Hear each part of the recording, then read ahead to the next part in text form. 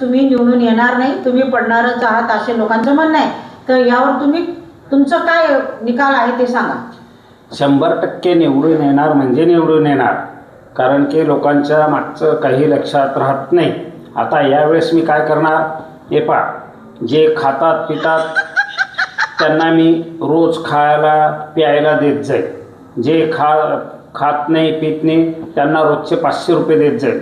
आणि गावात साफसफाई स्वच्छता राहावा म्हणून जागेवरती कचरा कुंड्या वगैरे ठेव आणि माझा फेरफटका राऊंड राहीलच. त्याचबरोबर मी निवडून आलो की ज्या लोकांकडून 60,000 रुपये घेत होतो घरकुल योजनेचे, त्यांचे मी 80,000 घेईल.